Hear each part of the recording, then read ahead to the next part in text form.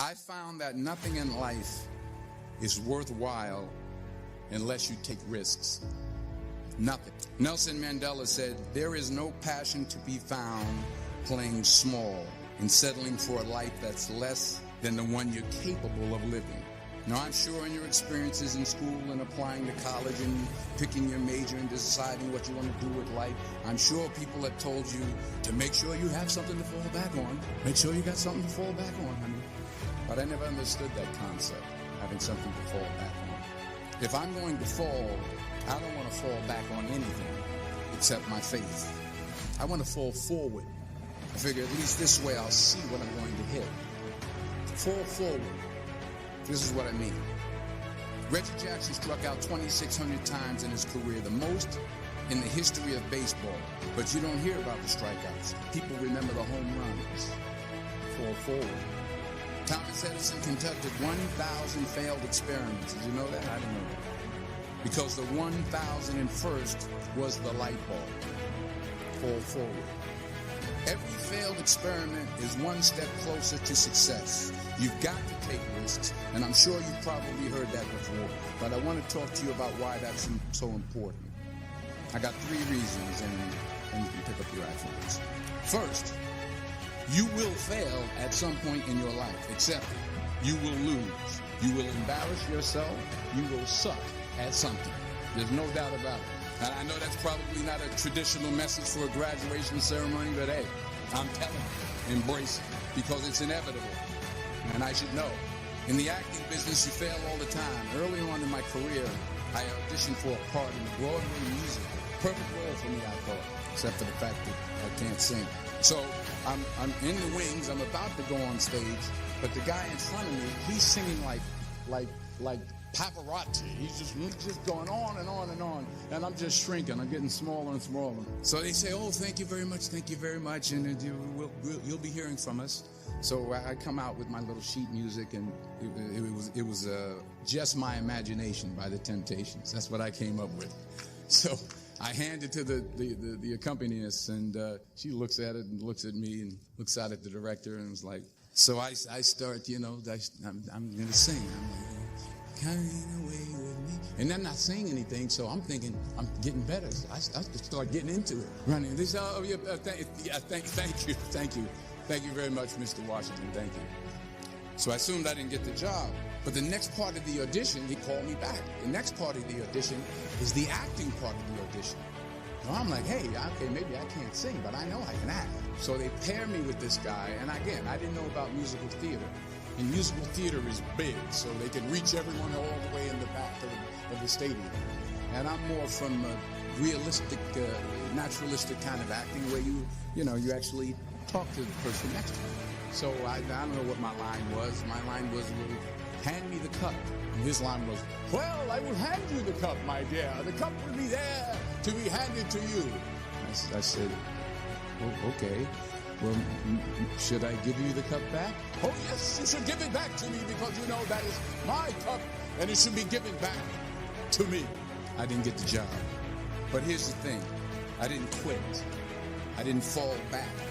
I walked out of there to prepare for the next audition and the next audition and the next audition. I prayed. And I prayed. But I continued to fail and fail. And fail. But it didn't matter because you know what? There's an old saying, you hang around the barbershop long enough, sooner or later you're going to get a haircut. So you will catch a break, and I did catch a break. Last year, I did a play called Fences on Broadway. So someone talked about it. Won the Tony Award. And I didn't have to sing it, by the way. But here's the kicker. It was at the Court Theater. It was at the same theater that I failed that first audition 30 years prior. The point is, and I'll pick up the pace, the point is every graduate here today has the training and the talent to succeed. But do you have the guts to fail? Here's my second point about failure. If you don't fail, you're not even trying. I'll say it again. If you don't fail, you're not even trying. My wife told me this great expression. To get something you never had, you have to do something you never did. Les Brown's a motivational speaker. He made an analogy about this. He says, imagine you're on your deathbed, and standing around your deathbed are the ghosts representing your unfulfilled potential. The ghost of the ideas you never acted on. The ghost of the talents you didn't use. And they're standing around your bed, angry, disappointed, and upset. They say, we came to you because you could have brought us to life, they say. And now we have to go to the grave together. So I ask you today, how many ghosts are going to be around your bed when your time comes? You've invested a lot in your education, and people have invested in you. And let me tell you, the world needs your talents, man, does it ever. I just got back from Africa like 2 days ago, so if I'm rambling on, it's because I'm jet lagged. I just got back from South Africa. It's a beautiful country, but there are places there with terrible poverty that need help. And Africa is just the tip of the iceberg. The Middle East needs your help. Japan needs your help. Alabama needs your help. Tennessee needs your help. Louisiana needs your help. Philadelphia needs your help. The world needs a lot, and we need it from you. We really do. We need it from you young people. I mean, I'm not speaking for the rest of us up here, but I know I'm getting a little gray. We need it from you, the young people. Because remember this. So you got to get out there. You got to give it everything you got, whether it's your time, your talent, your prayers, or your treasures. Because remember this, you will never see a U-Haul behind a hearse. I'll say it again. You will never see a U-Haul behind a hearse. You can't take it with you. The Egyptians tried it, and all they got was robbed. So the question is, what are you going to do with what you have? I'm not talking about how much you have. Some of you are business majors. Some of you are theologians, nurses, sociologists. Some of you have money. Some of you have patience. Some of you have kindness. Some of you have love. Some of you have the gift of long suffering. Whatever it is, whatever your gift is, what are you going to do with what you have? All right, now here's my last point about failure. Sometimes it's the best way.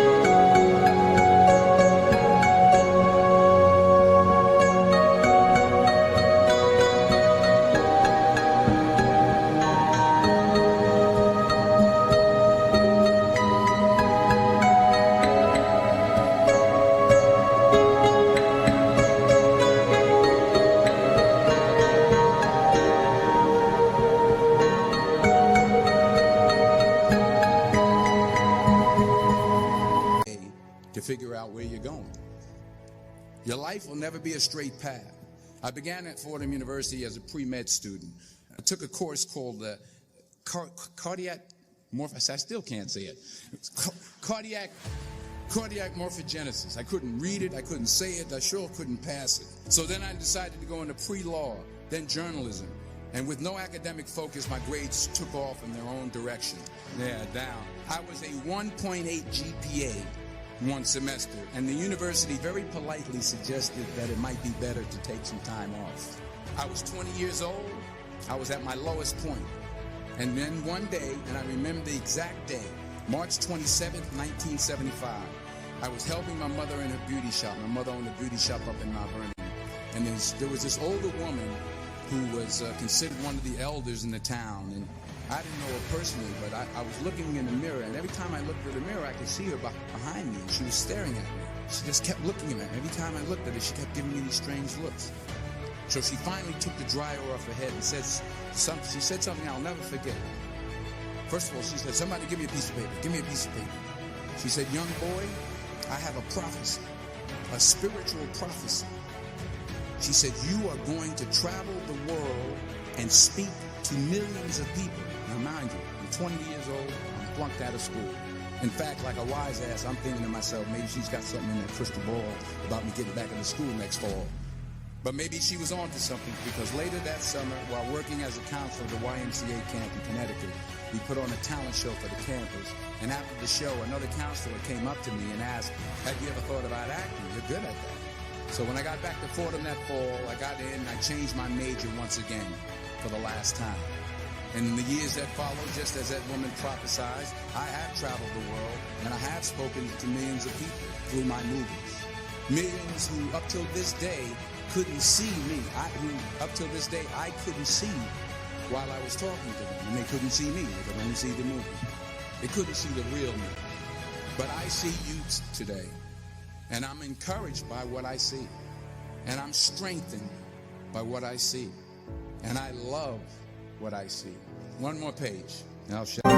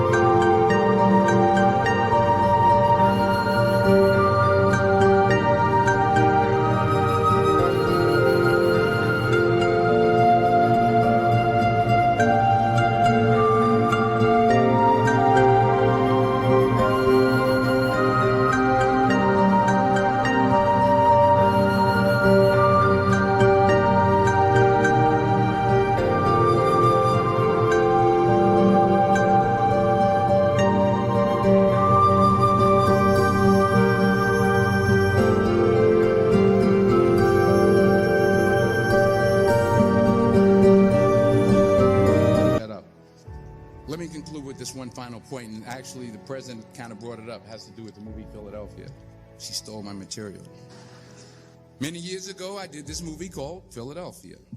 We filmed some of the scenes right here on campus. Philadelphia came out in 1993. Most of you were probably still in diapers. Some of the professors too. That cracked me up. But it was a good movie. Rent it on, Netflix. It's a good movie. Rent it. I get 23 cents every time you rent it. Please, rent it. True. Parents up there, rent it. Netflix, please. Tell your friends too. It's about a man played by Tom Hanks who's fired from his law firm because he has AIDS. He wants to sue the firm, but no one's willing to represent him until a homophobic ambulance chaser lawyer, played by yours truly, takes on the case. In a way, if you watch the movie, you'll see everything I'm talking about today. You'll see what I mean about taking risk or being willing to fail. Because taking risk is not just about going for a job. It's also about knowing what you know and what you don't know. It's about being open to people and to ideas. In the course of the film, the character I played begins to take small steps, small risks. He very, very, very slowly begins to overcome his fears. And I feel ultimately his heart becomes flooded with love. And I can't think of a better message as we send you off today. To not only take risks, but to be open to life, to accept new views, and to be open to new opinions. To be willing to speak at a commencement at one of the best universities in the country, even though you're scared stiff. While it may be frightening, it will also be rewarding. Because the chances you take, the people you meet, the people you love, the faith that you have, that's what's going to define you. So members of the class of 2011, this is your mission.